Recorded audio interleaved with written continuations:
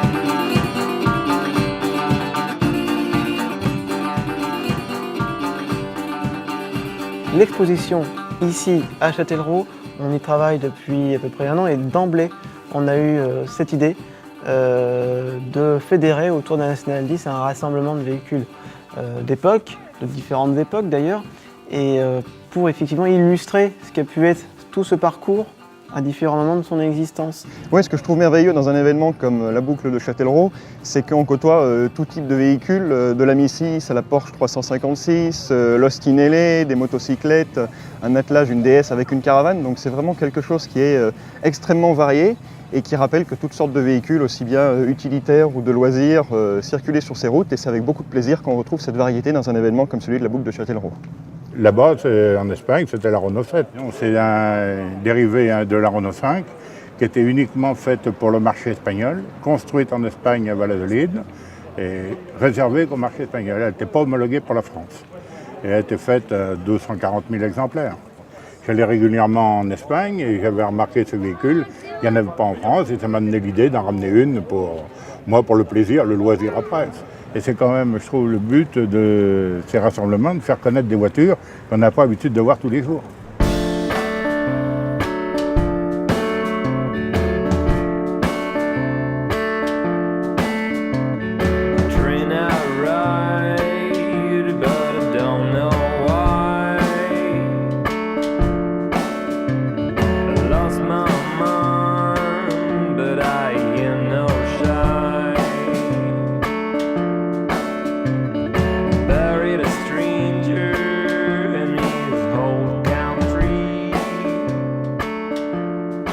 Chin à la note à la journée. Nous, la Nationale 10, ça nous évoque les premières vacances dans les années 60, 70, début 70. Pourquoi c'est super, parce qu'il y avait les superbes bouchons à l'époque. La liberté, c'était les vacances avec les enfants, tout ça au début, c'était bien ça. Tout le monde klaxonnait, c'était un bon départ, c'était de bons souvenirs, quoi. Un souvenir particulier, c'était surtout mon fils. On partait le soir, il était tout petit à l'époque, il se mettait debout devant le pare-brise et il n'arrêtait pas de chanter tout le long du chemin. Et attention les petits virages, attention ceci, attention cela. Ce que je trouve rigolo, c'est le klaxonner sur toutes les voitures qui passent. Voir des murs peints avec des pubs dessus, alors que maintenant c'est des panneaux. Ces rues qui nous paraissent maintenant calmes et paisibles étaient vraiment embouteillées et a toujours prêté attention effectivement à ces vieilles publicités sur les façades, ces vieilles stations-service qui ont fermé, que son père a très bien connu pour entretenir les véhicules. Depuis 1967, j'étais dans le transport routier. Alors j'ai un peu de Châtellerault jusqu'à Bordeaux. J'ai quand même connu un peu les bouchons de la National 10 à certains moments de l'année. Voilà. Et à l'époque, on traversait tous les bleds, on va dire, jusqu'à Bordeaux, Angoulême, voilà, Saint-André-Cusac, et Poitiers aussi, qu'on traversait à l'époque.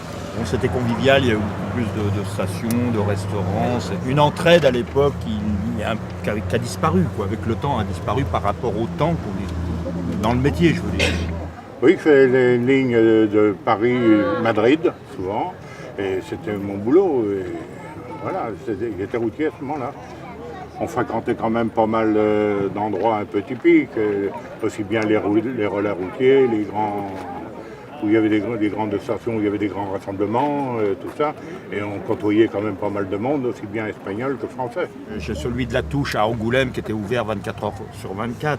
Vous aviez celui de la Selle Saint-Amand, la Caravane qui était ouvert 24 heures sur 24. Quand je dis 24 heures sur 24, c'est 24 heures sur 24 toute l'année. Hein.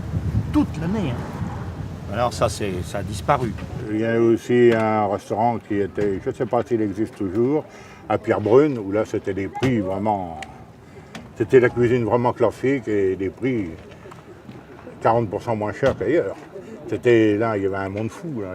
C'est vrai, on fréquentait des établissements vraiment mythiques, hein, où les gens n'y allaient pas, hein, disons les touristes, c'était vraiment que des camions.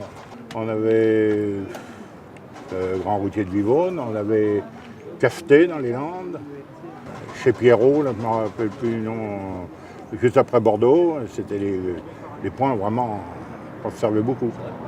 C'est une route qui, effectivement, a connu de très forts trafics, au point d'arriver à une forme de saturation. Ça, il faut bien le dire, c'est vrai, effectivement. À partir du boom, de l'explosion, je dirais, du trafic automobile et de la voiture particulière à partir des années 60, la National 10 a très vite s'est retrouvée, en fait, finalement saturée. Et saturée, en particulier à Châtellerault, où vraiment Châtellerault vivait au rythme de cette transhumance, les week-ends, et bien sûr particulièrement lors des grands départs de vacances en juillet et août. Quand même, l'histoire de la National 10 a quand même une importance pour Châtellerault. Avant, on avait les gabarres, parce que le transport se faisait par le fluvial. Et du coup, après, ça a évolué donc, par la National 10. Et du coup, elle traversait toute la ville, du boulevard Pierre-Abelin jusqu'à la sortie de l'autre côté. Donc effectivement, il y avait bien 25 000 véhicules jour, ce qui posait beaucoup de problèmes à l'époque sur la ville de Châtellerault. Donc après, le deuxième temps, c'est fait donc, surtout les extérieurs pour désengorger un petit peu la ville de Châtellerault. Mais moi, les anciens qui habitent à côté de chez moi s'en souviennent très très bien. Et aux heures de pointe, ils essayaient toujours d'échapper cette National 10 qui encombrait le Châtelleraudais.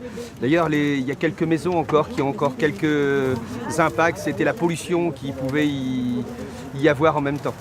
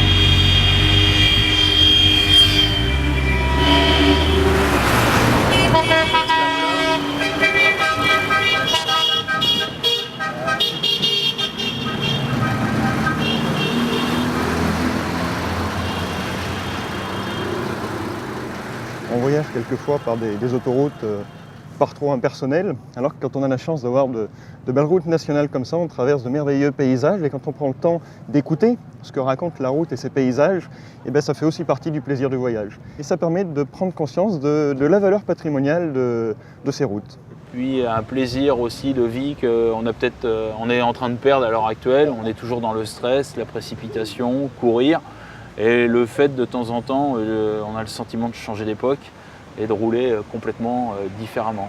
Dans une exposition qui est un voyage à la fois dans le temps et l'espace, eh bien dans le temps parce qu'effectivement on aborde des origines de la route nationale, des routes en tout cas, ce grand réseau routier qui a été imaginé à l'époque de Vauban, mais avec une antériorité bien plus ancienne, et qui s'est développé tout le long du XXe siècle avec une invention majeure qui est l'apparition du véhicule automobile. Quand j'étais toute petite, avec ma sœur, nous allions à Poitiers en vélo. Et le peu de voitures qu'il y avait sur la route, je peux vous dire que ça me faisait peur. Et pourtant, il n'y avait pas grand-chose comme voiture, parce que des fois, on rencontrait des chevaux qui arrivaient.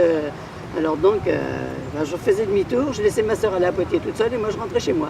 C'est la Nationale 10, oui, j'avais la quincaillerie Palatin, là où j'ai travaillé pendant 41 ans. Là, c'était justement sur la Nationale 10, dans le centre de Châtellerault. Je suis vraiment content d'avoir pu participer à la boucle de Châtellerault aujourd'hui. C'est une façon aussi de voir la N10 sur les murs. Et en même temps, on termine la journée en visitant la chouette exposition qui a été montée par le musée de Châtellerault à cette occasion-là. Et là, c'est l'occasion aussi de se replonger vraiment dans l'histoire de la Nationale 10, depuis ses origines qu'on fait remonter à l'époque gallo-romaine, et de voir comment cette route a évolué, comment est-ce qu'elle a épousé l'histoire politique, l'histoire industrielle, l'histoire économique. Donc je crois qu'à la fois pour les Châtelleraudais, puisque c'est leur histoire, mais aussi pour tous les visiteurs qui viennent voir le musée Automoto-Vélo, c'est vraiment une jolie façon d'éveiller la curiosité, le regard sur l'existence de cette route. On a un joli tableau ici derrière nous qui évoque à la fois la technique industrielle française, en l'occurrence avec cette 203, et puis aussi par cette mise en scène, on évoque qu'une voiture, c'est aussi quelque chose qui est chargé de souvenirs. Une voiture, c'est quelque chose qui est fait pour voyager. Et en l'occurrence, on évoque ici de bons souvenirs qui sont sans doute les souvenirs d'un départ en vacances. Cette exposition parle aussi bien des visiteurs de toute la France comme effectivement aux habitants de Châtellerault qui veulent revivre ou redécouvrir leur ville avec ce regard différent qui est celui de cette histoire tout à fait passionnante et riche. C'est un petit peu émouvant parce que ça transplante de longues années en arrière où il y avait une douceur de vivre sur Châtellerault qui continue, mais enfin c'était quand même les gens s'arrêtaient en plein centre de Châtellerault, alors que maintenant avec l'autoroute ils profitent plus du plein centre de Châtellerault, donc c'était bien pour notre ville. On sont tellement bons souvenirs que c'était assez émouvant de voir toutes ces voitures qu'on a pu connaître il y a de nombreuses années.